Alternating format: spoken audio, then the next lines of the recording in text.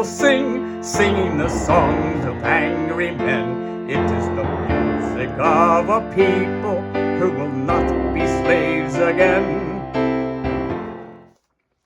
Hi folks, welcome back to part 2 of my Optimism episode.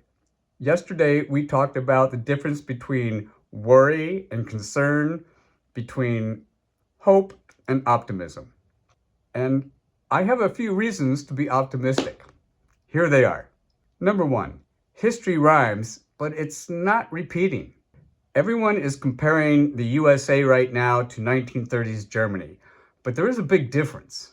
The Weimar Republic was brand new and fragile, whereas the US Constitution is 236 years old. While clearly under stress, the US Constitution has not quite yet crumbled.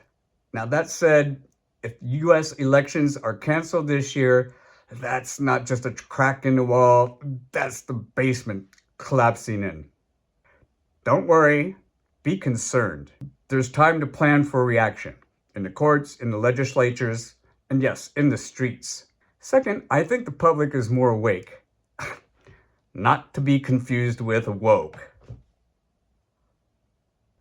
With some of the largest demonstrations in United States history, it's clear to me that a majority of people recognize this cruelty and anti-democratic behavior is not normal. And we're not going to let them normalize it. And never underestimate the power of artists, comedians, musicians, storytellers. In the so-called culture war, we have a strong vanguard and battalions of artists, far outnumbering them. Why do you think they had to close the Kennedy Center? Another reason is documentation. This is the first time in history that authoritarianism is being recorded in real time. By everyone. The revolution isn't being televised, it's streaming live. Keep bearing witness. Who knows, you might end up in a museum someday. Another reason for optimism is leadership. There are several good leaders right now with the moral compass, fighting spirit, and the charisma it's going to take to lead us through this. Well, they exist, and I detect a spirit of solidarity, which I haven't seen in a while. No internal bickering. I'll be paying attention to these guys.